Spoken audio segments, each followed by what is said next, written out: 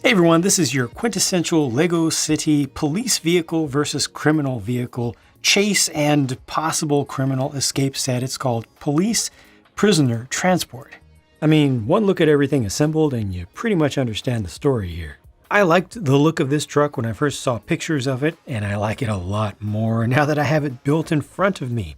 It's a simple build. This is another 5+ set after all, but this thing just looks tough and well finished. That is a print there. The rest of the decorations are done with stickers. I like the continuation of the use of the light yellow color as an accent in some of these emergency vehicles. Even though it's so simple, I mean, look at that chassis. You just got a couple of plates and some bricks going down the center.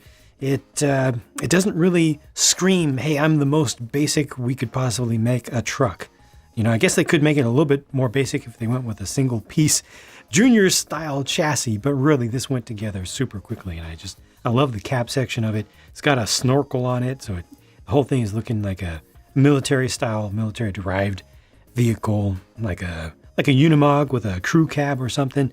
And it has a built-in action feature that actually works well. You push down on the top right here in the center. And I mean, yeah, you got the bright yellow, but it doesn't bother me that much. At least it's not like red, doesn't have a sticker on it or something. You just push on that and the back just pops off. So if I hit that a little bit harder, then it would pop off a lot more quickly. And the idea is that your bad guys are coming along and they're trying to hook onto the side of this and get their fellow criminal who's going to be locked up in this little jail cell out. And it's easier to just take the entire box section off. So this is a nice piece. Gives you great access, especially when you also open up the back doors. So it's very easy to get in there.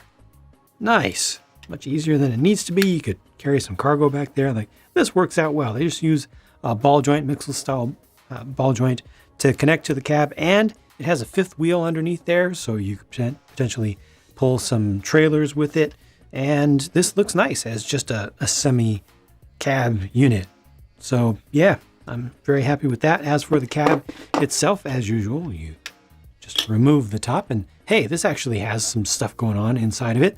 The design is a little bit different than normal. The driver is actually offset to the side rather than having to sit right in the center. You do have just a regular steering wheel, but then you also have the all-important coffee mug and a little spot to put some handcuffs.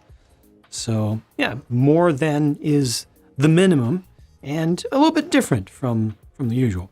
Bad guy truck, on the other hand, is very minimal in its size, and yet it does have some unique details to it. I don't know exactly what this is supposed to be, what they're going for here. Obviously, they were trying to make this as small as possible, but they didn't make it with as few pieces as possible because, I mean, like these fenders, those are the Mini Cooper fenders. Those are actually nice, and this archwork back here, and the souped up, okay, I get the souped up engine, of course, but I don't know.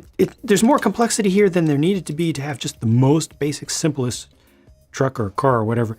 But ultimately, I personally still don't like this. Didn't like it in the pictures, don't like it now. I think it's mostly just the wheels and tires. They're just so small, it's almost comical. It's like the thing is trying to be a bumper car or a go-kart or something. But at least it does do the trick. It does what it's supposed to do. It's got the tow bar back here, or the boom, and then this has a clip on it so you can grab onto one of the bars on the side of the truck and the prisoner section of it. So it works fine. You got a couple clips for minifig accessories, got some TNT dynamite back there to have a different way to approach your breakout. But ultimately, yeah, I personally just don't like the look of it, but that might be just me. I might be a little bit biased there, hoping for things that are more realistic in this toy. Last vehicle is a police bike, and it's really simple. It just has the most modern version of a chassis and a set of fairing, super bike style fairing. A couple of stickers, one on either side. Kind of like the switch back to the black color. We've used white a lot. We've used blue as an accent color, of course, a bunch, but to use black as the main, I don't know, it's kind of cool, but ultimately this is super simple, right? The included police minifigures are, of course, Duke Detain from the Lego City Adventures series, and I don't remember the name of the truck driver. I believe she is a named character, but a relatively minor one, and I just don't remember it. My apologies. And they also don't say on the box, but both of these figures are perfectly good. I like the the prints for the torsos. I like the headgear pieces and the heads themselves, the faces. Those are just fine. Best thing here, we got alternate faces. Best thing here is that once again, Lego has listened to us. Thank goodness. They've included an extra hair piece, so Duke Detain does not need to always be suited up to ride on the motorcycle. Thank you, Lego, for listening and spending just like an extra fraction of a cent for that amount of plastic to give us the option. The criminals are Snake Rattler and Clara the Criminal. Neither of these has any alternate face, and they don't have any prints on the legs. I think that including at least one figure in this set that had some leg printing would have been nice, but I do appreciate the dark brown color over here for these legs and also for the hands to represent the gloves. Taking a look under there, I'll go ahead and pop this off entirely. Again, no alternate face, but some interesting faces such as they are. Here are the leftover pieces, so a decent selection, though nothing too fancy or special, and this is what the sticker sheet looked like for this set.